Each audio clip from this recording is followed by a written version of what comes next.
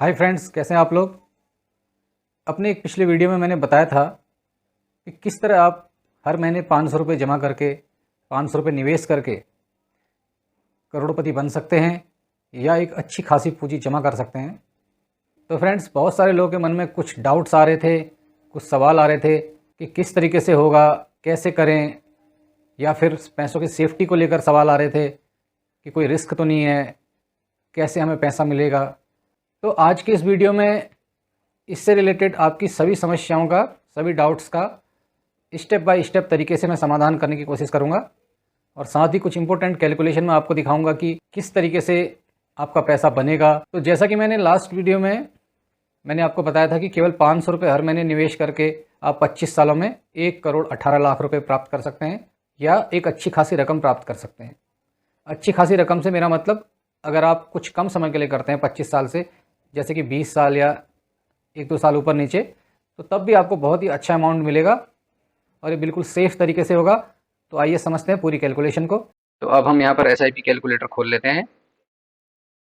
तो देखिए, ये एसआईपी कैलकुलेटर खुल गया। अब आप मंथली 500 रुपये इसमें जमा करेंगे और 25 साल के लिए आप करेंगे। ठीक है, रेट ऑफ इंटरेस्ट अभी मैंने कुछ भी नहीं रखा है, ऐसे 1% पे छोड़ देते हैं इसको। टाइम पीरियड 25 साल का रहेगा। जैसा कि मैंने बताया था, लंबे समय में इंटरेस्ट जो है वो ठीक ठाक मिल जाता है, एक अच्छा खासा इंटरेस्ट लंबे समय में बन जाता है। तो उस हिसाब से लगभग 20% से 25 के बीच में आसानी से बनेगा। वो मैं अभी आपको दिखाऊंगा कि पूरा कंप्लीट हम देखेंगे कि कैसे कैसे रिटर्न बना हुआ है, कैसे कैसे ब्याज मिला हुआ है। तो हम यहाँ पर उसी हिसाब से एक बार कैलकुलेट करके देख लेते हैं। अगर 20% रेट ऑफ इंटरेस्ट आपको मिला और 25 साल के लिए आपने किया, तो आपको लगभग 43 लाख रुपए मिले। यहाँ पर देखिए, आपके 1,50,000 जमा है, जो आपने 500 करके जमा किए हैं। इसके ऊपर आपको 41 लाख रुपए इंटरेस्ट मिला है और 43 लाख इसकी टोटल वैल्यू हो गई है, अगर 20% इंटरेस्ट मिलता है। और अगर इंटरेस्ट रेट 20 से 25 के बीच में रहता है, जैसे कि मैंने बताया था, एक एक करके भी बढ़ा के देख सकते हैं। 21% में 52 लाख हो गए, 22% में 64 लाख रुपए हो गए, 23% में 78 लाख 84,000, 78 लाख 84,000। इसी तरह 24% में 96 लाख और 25% में आपका 1 करोड़ 18 लाख। ये पैसा आपका बन गया। अब इसमें एक चीज क्या है और इम्पोर्टेंट, वो ये है कि जो भी पैसा जब आप निकालोगे जिस टाइम पे, उस टाइम पे इस पर टैक्स लगेगा, क्योंकि आपको बेनिफिट हुआ है इससे। ये टैक्स गवर्नमेंट ऑफ इंडिया को जाएगा, भारत सरकार को जाएगा, जिसे कैपिटल गेन टैक्स कहते हैं। 1 साल से ज्यादा समय की सभी इन्वेस्टमेंट के लिए अभी फिलहाल 10% है। इसको कटने के बाद आपको पैसा मिलेगा। ये कुछ चीजें हैं जो आपके माइंड में क्लियर होनी चाहिए। आइए अब हम कुछ इंपॉर्टेंट बातें समझते हैं। देखिए, अब आपको ये तो पता चल गया 500 रुपये इन्वेस्ट करके 25 सालों में 1 करोड़ 18 लाख रुपए जमा किए जा सकते हैं। अब यहाँ पर जो आपका पैसा बन रहा है वो इस इंटरेस्ट रेट की वजह से तो बन ही रहा है, साथ ही इसमें सबसे ज्यादा रोल कंपाउंडिंग का है। कंपाउंडिंग क्या होती है? ब्याज के ऊपर ब्याज। अब इसको एक क्विक एग्जांपल से समझते हैं। जैसे कि आपने मान लीजिए 500 रुपये 5 साल के लिए जमा किए, तो आपके लगभग 59,922, लगभग 60,000 यहाँ पर आपके बने। अब आपने पैसा निकाल लिया, फिर आपने 5 साल के लिए किए, फिर से 60,000 बने, वो पैसा आपने निकाल लिया। इसी तरह 5 टुकड़ों में 5-5 साल करके आप करते हैं, तो 3 लाख रुपए आपके जमा होते हैं। 60,000 5 साल के लिए, फिर अगले 5 साल में 60,000, और अगले 25 सालों में 5-5 साल करके 3 लाख रुपए समथिंग। लेकिन डायरेक्ट करने में 1 करोड़ 18 लाख रुपए। इसमें पैसा कैसे बनता है? तो 5 साल के बाद हर महीने से उस 60,000 में भी इंटरेस्ट बन रहा है, और आपके जो 500 रुपए जा रहे हैं उसमें भी इंटरेस्ट बन रहा है। मतलब हर साल जितना वो बनता चला जाएगा, उसके ऊपर फिर डबल इंटरेस्ट होता चला जाएगा। जैसे कि 60,000 है, छठे साल जो भी अमाउंट बन गया, अब उस इंटरेस्ट के ऊपर भी इंटरेस्ट, जिसे डबल इंटरेस्ट कहते हैं, चक्रवर्ती ब्याज, वो चलता चला जाएगा। 10वें साल में और बड़ा अमाउंट बन जाएगा, उसके ऊपर भी चक्रवर्ती ब्याज चलता चला जाएगा। इस तरह से 25 साल होते होते बहुत बड़ा अमाउंट आपके पास इकट्ठा हो जाता है। इसको कंपाउंडिंग कहते हैं, इस तरीके से पैसे के बढ़ने को। और अगर आप इसी को 30 साल कर दें, देखिए 25 साल में आपके 1 करोड़ 18 लाख बने हैं, लेकिन अगर आप इसको 30 साल कर दें, तो यही पैसा 4 करोड़ रुपए हो जाता है। तो टाइम और इंटरेस्ट रेट की वैल्यू है, इसमें सबसे ज्यादा वैल्यू तो टाइम की है। एक फर्स्ट वीडियो मैंने जब बताया था, जो मेरा सबसे फर्स्ट वीडियो था, उसमें मैंने आपको 2 तरीके बताए थे पैसा बचाने के। एक स्टैटिक तरीका, जैसे कि आप अपने घर पे ही पैसा जमा कर रहे हैं, उसकी कोई वैल्यू नहीं बढ़ रही है, वो बस जितना आपने जमा किया, जैसे आप सेविंग बॉक्स गुल्लक में पैसे जमा करते हैं या घर पे किसी भी तरीके से पैसा जमा करते हैं, तो उसमें पैसे की वैल्यू नहीं बढ़ती। जो भी उस पैसे की उस टाइम पे वैल्यू होगी वही रहेगी। साथ ही साथ जैसे जैसे महंगाई बढ़ती चली जाएगी, आपके पैसे की वैल्यू और कम हो जाएगी। तो इस तरह की बचत को स्टैटिक सेविंग कहा जाता है, जिसमें आपको ज़्यादा फ़ायदा नहीं होता। अब दूसरी तरीके की सेविंग होती है, जिसको हम ग्रोथ बेस्ड सेविंग कहते हैं। इसमें कुछ ज़्यादा तेज़ी से ग्रो करने वाली सेविंग होती है, जैसे कि आपने कुछ ऐसी जगह पर पैसा इन्वेस्ट किया जहाँ पर आपको ज़्यादा मुनाफा मिले, ज़्यादा ब्याज मिले, और कुछ ट्रेडिशनल जैसे कि एफडी में करते हैं, आरडी में करते हैं, लेकिन इनमें इंटरेस्ट रेट काफ़ी कम होता है, तो यहाँ पर आपको ज़्यादा बेनिफिट नहीं मिलता, लेकिन फिर भी कुछ न कुछ आपको मिलता है, जिससे कि आप इन्फ्लेशन को, महंगाई दर को, लगभग ऑन एन एवरेज महंगाई दर देखिए साल दर साल कम ज़्यादा होती रहती है, लेकिन एक एवरेज के तौर पर लगभग 6% महंगाई दर हर साल रहती है। तो 6% के आसपास ही एफडी में भी इंटरेस्ट है, आरडी में भी है। तो इसका मतलब है कि आपका पैसे की वैल्यू बस बनी रही, आपको कोई एडिशनल बेनिफिट नहीं मिला। अगर आपको 6% से ज़्यादा, जैसे कि 10%, 15%, 20% कहीं पर इंटरेस्ट मिलता है, तब जाके आपका पैसा ग्रो करेगा। एक सिंपल कैलकुलेशन अपने हिसाब से कर लो, 25 सालों में 500 रुपये हर महीने जमा करके आप कितने जमा कर लोगे? केवल 1.5 लाख रुपये। तो महंगाई तो तब भी बढ़ेगी कि आप 1.5 लाख रुपये से उसको हैंडल कर पाओगे। और यहाँ पर आपके पैसे बनेंगे 1 करोड़, उससे थोड़ा बहुत ऊपर नीचे हो सकता है, 1 करोड़ से ज़्यादा भी बन सकते हैं, थोड़ा बहुत 10-20 लाख का फ़र्क ऊपर नीचे हो सकता है, लेकिन बहुत ज़्यादा फ़र्क नहीं होगा। अब एक और दूसरा लॉजिक समझिए, अगर आपको 1 करोड़ रुपए इकट्ठी करनी है और वो भी केवल 10 साल में, तो कितना ज्यादा आपको इन्वेस्ट करना पड़ेगा, ये यहाँ पर आप देख सकते हैं। ये देखिए 10 साल हमने ले लिया। अब 10 साल में पहली कंडीशन तो यही आ गई कि इंटरेस्ट रेट इतना ज्यादा बनने की संभावना कम है। अब 10 साल की बात आ रही है, तो हम एक एवरेज लगभग 15-16% या 18% का ले लेते हैं। और अब यहाँ पर आपको 1 करोड़ रुपए चाहिए, टोटल में आपको 1 करोड़ रुपए चाहिए। तो अब हम इसको बढ़ाते हैं अमाउंट को, इंटरेस्ट रेट हमने फिक्स कर लिया है और टाइम भी फिक्स कर लिया है। अब आप देखिए 30,000 रुपए जो आपको जमा करने पड़े, 30,000 रुपए जमा करके 1 करोड़ रुपए आपके बने। वो भी अगर 18% मिला और कुछ कम मिल गया, मान लीजिए 17 के आसपास, तो आपको और जमा करने पड़े, तो आपको 32 करने पड़ेंगे, 32,000 रुपए जमा करने पड़ेंगे। तो अगर आपको 10 साल में 1 करोड़ इकट्ठी करनी है, तो आपको कितना ज्यादा जमा करना पड़ेगा और कितना बर्डन आपके ऊपर पड़ेगा इससे। अब हम समझते हैं, अगर मान लीजिए 15 साल कर देते हैं, तो अमाउंट कुछ कम हो जाएगा और इंटरेस्ट रेट कुछ बढ़ जाएगा, लगभग 19 के आसपास हम ले लेते हैं। 18-19% इतना सेफली मिल ही जाता है। तो आप देखेंगे लगभग 10,000 रुपये। अब अभी तक आपको 30,000 जमा करने पड़ रहे थे, अब सीधे 20,000 कम हो गया। आपको 10,000 रुपये हर महीने जमा करके आप 15 सालों में 1 करोड़ रुपये इकट्ठा कर सकते हैं। और अगर हम इसको 20 साल के लिए करते हैं, तो देखिए और कितना अमाउंट कम हो गया। इंटरेस्ट रेट 20% के आसपास ले लेते हैं, तो अभी आप देखेंगे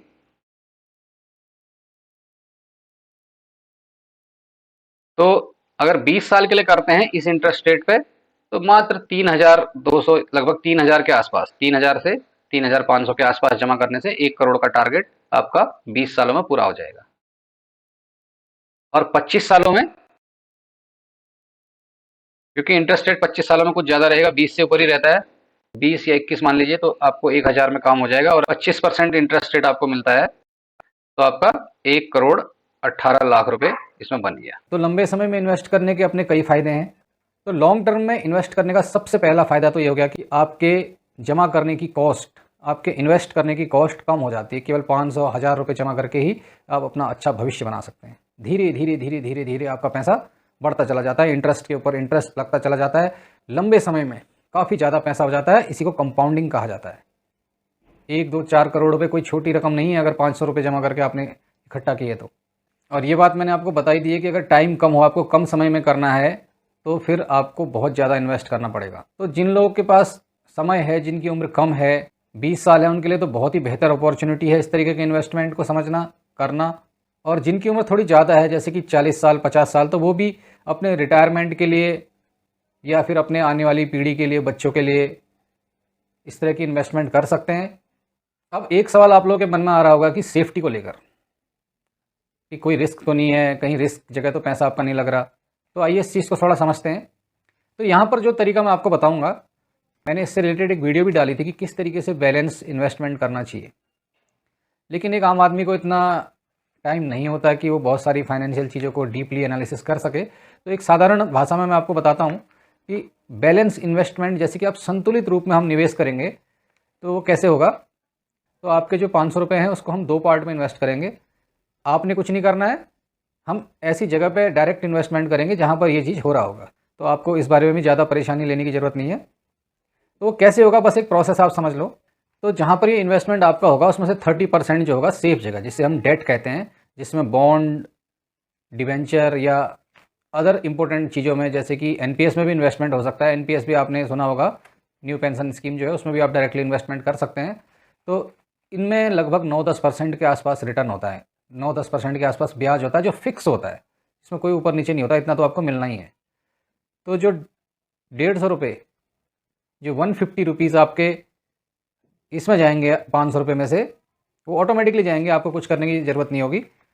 तो उसके हिसाब से आपके 25 सालों में 2 लाख रुपए बनेंगे। यानी कि आपने जमा किए 1.5 लाख टोटल, आपके टोटल जमा 1.5 लाख ही हैं, इससे ज़्यादा नहीं है, आप कैलकुलेट कर लीजिएगा। तो आपको उसके बदले 2 लाख तो सेफ जगह से आपके बन गए, यानी कि आपकी पूंजी सेफ हो गई और 50,000 प्लस हो गया।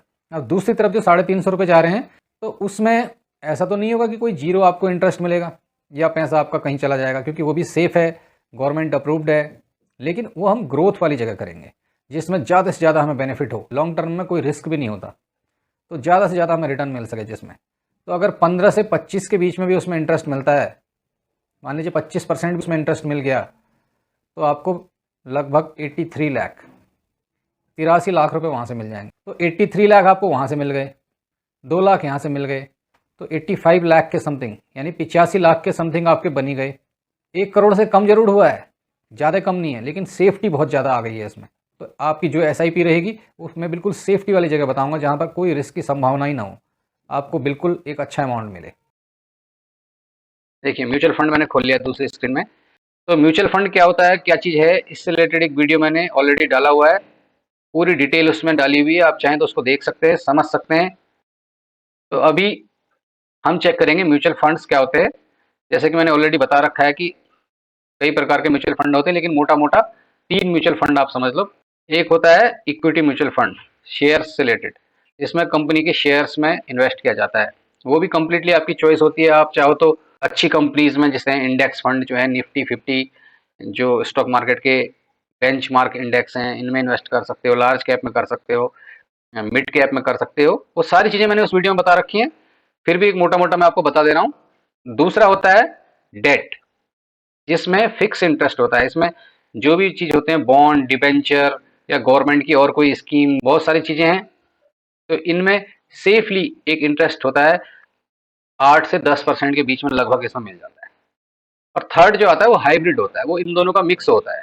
जैसे मान लीजिए आपने सेफ्टी के साथ चलना है, 50-50 रूल के अकॉर्डिंग, कुछ पैसा जहां पर ग्रोथ होगा उसमें डालूंगा, कुछ पैसा जहां पर सेफ्टी होगी, जिससे कि मेरा बैलेंस बना रहे। तो हाइब्रिड फंड जो है इसी को ध्यान में रखकर बनाया गया है। तो आपको डायरेक्टली हाइब्रिड फंड में इन्वेस्ट करना है, और आप चाहो तो 2 अलग अलग में भी कर सकते हो, इसमें भी कोई दिक्कत नहीं है। उसमें अगर आप ज़्यादा बेनिफिट लेना चाहो तो स्मॉल कैप, मीडियम कैप में इन्वेस्ट करके, जहाँ पर इंटरेस्ट जो है काफ़ी अच्छा मिल जाता है, अगर लॉन्ग टर्म में सही काम चल गया तो आपको 30% से भी ऊपर इंटरेस्ट मिल सकता है स्मॉल कैप में, लेकिन सेफ्टी के साथ चलने में ही बेनिफिट है। तो आइए चेक करते हैं। तो अब हम यहाँ चेक करते हैं एक बार। देखिए जब आप यहाँ पर म्यूचुअल फंड में जाएंगे तो नीचे आप देख सकते हैं 3 म्यूचुअल फंड के टाइप दिए हुए हैं, equity fund, debt fund and hybrid fund, जो मैंने अभी आपको बताए थे। तो अगर हम इक्विटी फंड को जैसे चेक करते हैं, देखिए लार्ज कैप, जो बड़ी बड़ी कंपनी है, तो ऐसी कंपनी लार्ज कैप कंपनी कहलाती हैं। तो इनकी कुछ कंपनियों के शेयर्स में भी इन्वेस्टमेंट यहाँ पर हो रही होती है, क्योंकि इक्विटी फंड है तो इसमें लगभग 97% से 100% के बीच इनमें ही इन्वेस्टमेंट हो रहा होता है। और इसमें सेफ्टी किस चीज़ से बनती है, ये अलग अलग 50 से 100 या 200 अलग अलग कंपनियों के शेयर में इन्वेस्ट करते हैं, जिससे रिस्क नहीं रहता कोई भी। और स्मॉल कैप में क्योंकि छोटी कंपनियां होती हैं, इनमें ज़्यादा ग्रोथ की संभावना भी होती है और थोड़ा बहुत इसमें रिस्क भी रहता है। कई लोग छोटे अमाउंट से इसमें भी करते हैं स्मॉल कैप में, क्योंकि यहाँ पर इंटरेस्ट रेट आप देखेंगे लास्ट 5 ईयर में 35%, 26%, इनमें बहुत ज़्यादा इंटरेस्ट मिल जाता है। अगर 3 ईयर में चेक करेंगे तो और भी ज़्यादा शायद इसमें मिला होगा। 3 ईयर में लास्ट 44%, 34%, 33%, इनमें काफ़ी ज़्यादा इंटरेस्ट जो है ना बन जाता है।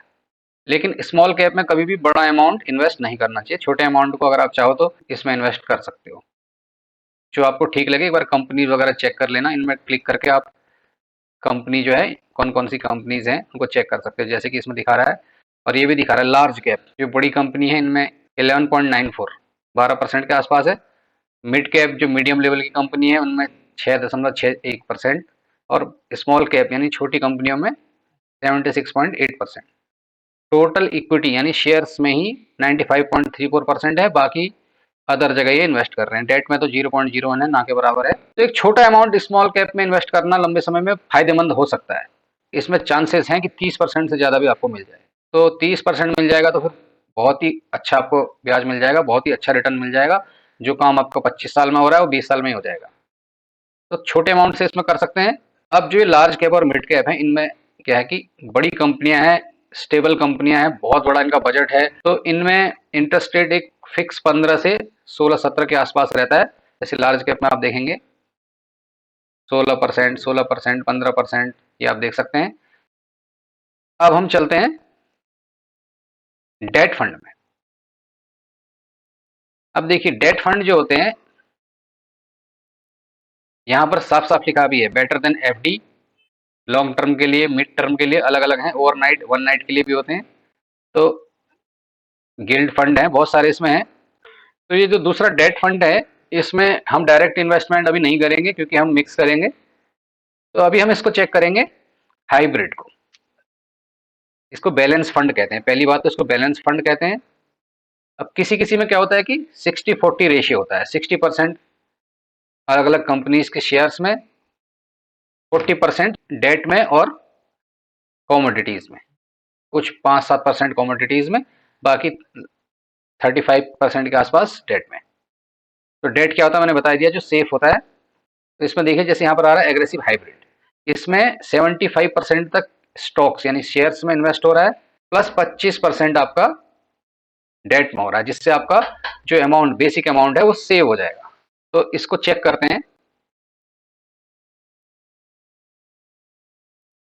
देखिए ये वाला जो फंड मैंने बताया आपको, ये काफी सेफ है, बहुत ज्यादा सेफ है। तो अब यहाँ पर आप आ जाए तो आप देख सकते हैं पिछले 5 सालों में 23.58%। इतने परसेंट में भी हमारा काफी अच्छा 80 लाख से ऊपर अमाउंट बन रहा था। चेक कर लेते हैं।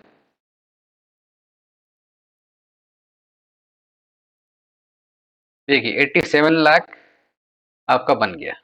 अब यहाँ पर देखिए 23.58%, 19.28%। आईसीआईसीआई, इतनी बढ़िया बैंक में आईसीआईसीआई, आप देखिए कितना अच्छा आईसीआईसीआई बैंक है। इसका इक्विटी डेट फंड है, इसमें 19.28%, लगभग 20 के आसपास सेफ्टी के साथ मिल रहा है। क्वांटम में अगर हम चेक करते हैं, जिसमें 23 मिल रहा है, अभी अब देखिए इस कैटेगरी का नंबर 1 पे चल रहा है। तो इसमें हम देखते हैं जैसे इसमें कौन कौन सी होल्डिंग्स हैं। देखिए 76.92% इक्विटी में, 13% डेट में, बाकी कॉमोडिटीज या अदर सेगमेंट में इन्वेस्ट कर रहा होगा। अब यहाँ पर आप होल्डिंग्स चेक कर सकते हैं कौन कौन सी स्टॉक में कर रहा है। देखिए आ गया ITC, state bank of India, HDFC bank, national thermal power, Reliance industries, Ambuja cement, Adani ports, Hindalco, भारतीय एयरटेल, लाइफ इंश्योरेंस एलआईसी। तो बहुत अलग अलग जगह ये इन्वेस्ट कर रहा है। Union bank, siemens, Punjab national bank, बहुत सारे। देखिए एक से एक top companies, Wipro, UPL, Indian hotel, Tata Motors, Tata steel. तो टोटल इसकी जो होल्डिंग है इस तरीके से है,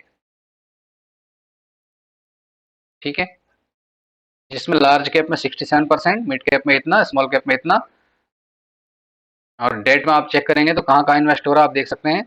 जीओआई, गवर्नमेंट ऑफ इंडिया की स्कीम्स में 6.57%, HDFC बैंक में 4%, वो भी सेफ इंटरेस्ट जहाँ पर मिल रहा होगा।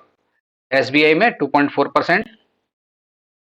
कॉल मनी जो होता है, कॉल मनी मार्केट मैंने बताया था स्टॉक मार्केट वाले वीडियो में, इसमें 9.7%। तो इस तरीके से तो इनमें इन्वेस्ट कर रहे हैं जिसमें आपको एक अच्छा रिटर्न मिल रहा है। तो सीधा सीधा मतलब है कि आपको लगभग 20% के आसपास इंटरेस्ट यहाँ पर बन जाएगा। आप किसी और एप्लीकेशन से भी इसको कर सकते हैं, मनी कंट्रोल पे चेक कर सकते हैं। देखिए यहाँ पर SIP में हमने क्लिक किया, आ गया लार्ज कैप। इसमें इंटरेस्ट रेट आपको शो कर रहा है 3 साल, 5 साल, 10 साल। देखिए 3 साल में 15%, 5 साल में 16%, 10 साल में 15%। तो लार्ज कैप के जो फंड होते हैं उसमें लगभग 15% आसानी से मिलता है। मिड कैप में थोड़ा सा बढ़ जाता है, 16, 17, 18 जो टॉप फंड चल रहे होंगे, 19 भी मिला हुआ है, 18 मिला हुआ है, वो आपको चुनना है। तो इनमें ना छोटी इन्वेस्टमेंट करके आप लॉन्ग टाइम में अच्छी पूंजी बना सकते हो। स्मॉल कैप है, इसमें देखिए 26% के आसपास। अब ELSS क्या होता है, टैक्स सेविंग होता है, इसमें आपका टैक्स बचा सकते हो। तो इसमें भी देखिए 17%, 17%, 16%। तो ये भी काफ़ी लोग करते हैं। इसमें एक तो आपको अच्छा इंटरेस्ट भी मिल जाता है, साथ ही टैक्स सेविंग भी हो जाती है ELSS में। अब कई लोगों को बैंक अकाउंट से रिलेटेड कि कैसे विड्रॉल कर सकते हैं, कैसे जमा कर सकते हैं, तो देखिए आपको किसी की हेल्प लेने की ज़रूरत नहीं है। हाँ, इंक्वायरी के लिए पूछताछ करनी हो आपको किसी चीज़ के बारे में, जो भी मैं आपको बता रहा हूँ इससे रिलेटेड और भी वीडियोस देखने हो वो आप कर सकते हैं। आप अपनी मर्ज़ी से किसी भी एप्लीकेशन से, किसी भी ऐप से, किसी भी बैंक से म्यूचुअल फ़ंड खुलवा सकते हैं। और मैं ना आपको कोई लिंक दे रहा हूँ कि इस लिंक पर आप क्लिक करके खुलवाइए, ना मैं आपको किसी स्पेशल कंपनी का नाम बता रहा हूँ। मैं केवल आप लोगों को गाइड कर रहा हूँ कि किस तरीके से आप फाइनेंशियली अवेयर होकर अपनी लाइफ बदल सकते हैं। तो आपको जिस भी बैंक से कराना हो, एक्सिस से कराना हो, ICICI से कराना हो, SBI state bank of India से भी होता है, PNB से होता है, बैंक ऑफ बड़ौदा से होता है, और बहुत सारी एप्लीकेशंस हैं जिनके थ्रू होता है। तो कहीं से भी आप करा सकते हैं। थोड़ी सी जानकारी और अपनी बढ़ाइए, उस हिसाब से फैसले लीजिए। तो पहले ये जान लेते हैं कि किस तरीके से होगा। तो आप अपने मोबाइल फ़ोन में एप्लीकेशन डाउनलोड करेंगे। कई सारी एप्लीकेशंस हैं जो डायरेक्ट फैसिलिटी देती हैं अलग अलग बैंकों की SIP में इन्वेस्ट करने की या म्यूचुअल फंड में इन्वेस्ट करने की। और डायरेक्ट उन बैंकों के अपने एप्लीकेशंस भी हैं। जैसे आप बैंक ऑफ बड़ौदा का करना चाहें तो डायरेक्ट बैंक ऑफ बड़ौदा के एप्लीकेशन से आप कर सकते हैं। स्टेट बैंक ऑफ इंडिया का करना चाहें तो SBI की एप्लीकेशन डाउनलोड करके उससे आप डायरेक्ट कर सकते हैं। आपके मोबाइल में सारी डिटेल्स आएगी। बस एक बार आपको उसमें अपना अकाउंट खुलवाने के लिए जो पहले आप कागजी कार्रवाई करते थे, कागजी सारी डिटेल देते थे, वो अब आपको ऑनलाइन तरीके से करने होंगे। तो कुछ डॉक्यूमेंट आपको ज़रूरत पड़ेगी जो मैं बता देता हूँ। एक आधार कार्ड, पैन कार्ड, जिस बैंक अकाउंट नंबर को आपको ऐड कराना है वो अकाउंट नंबर, उसका IFSC कोड, और SBI वाली एप्लीकेशन में वो बैंक स्टेटमेंट भी मांगता है। तो ये 2-4 चीज़ें आपको चाहिए होती हैं। बाकी जगह नॉर्मली पैन कार्ड और आधार कार्ड से काम हो जाता है। तो जो आपको ठीक लगे उससे आप कीजिए। और हर महीने 500 रुपये एक डेट होगी फिक्स, उस डेट को आप पेमेंट कर दीजिए उस डेट तक। और अगर आप SIP में ना करके डायरेक्ट इन्वेस्टमेंट वाला जैसे करते हैं कि किसी भी डेट को मैं ख़रीद लूँ, मान लीजिए 5 को ख़रीद लूँ, 10 को ख़रीद लूँ, तो डायरेक्ट इन्वेस्टमेंट वाला भी आप कर सकते हैं। किसी भी डेट को अपनी इच्छा से ख़रीद लें। कोशिश करेंगे मिस ना करें, क्योंकि जो ब्याज के ऊपर ब्याज आपको मिलना है उसको रूटीन में करेंगे तो आपको ज़्यादा बेनिफिट होने वाला है। जब भी अगर आपको ऐसा लगे कि मैं आगे नहीं कर पा रहा हूँ, 500 रुपये भी आपको ज़्यादा लगे, कोई ऐसी इमरजेंसी लाइफ में आ जाए कि आपको वो इन्वेस्टमेंट भी अपना निकालना पड़े, तो आप ईजिली निकाल सकते हैं। इसमें आपको सिंपल एग्जिट करना होता है और अगले दिन आपके अकाउंट में पैसे आ जाते हैं। तो इसमें कोई लंबा चौड़ा प्रोसेस नहीं है, सारा ऑनलाइन हो चुका है आज की डेट में। बड़ी आसानी से आप कर सकते हैं। आपका जब अकाउंट खुलेगा तो आपके नॉमिनीज़ भी बनेंगे। अगर आपको कोई, भगवान ना करे, कोई प्रॉब्लम किसी को हो जाती है तो उसके घर में जो भी उसके नॉमिनी होंगे उनको वो पैसा मिलेगा। और कंप्लीट प्रोसेस मैंने आपको बता ही दिया है कि कैसे कैसे आपका पैसा बनता है। तो आई होप आप लोग को आज का ये वीडियो पसंद आया होगा। इसी तरह सीखते रहिए, आगे बढ़ते रहिए। लाइक, शेयर एंड सब्सक्राइब करना ना भूलें। मिलते हैं नेक्स्ट वीडियो में। Thank you.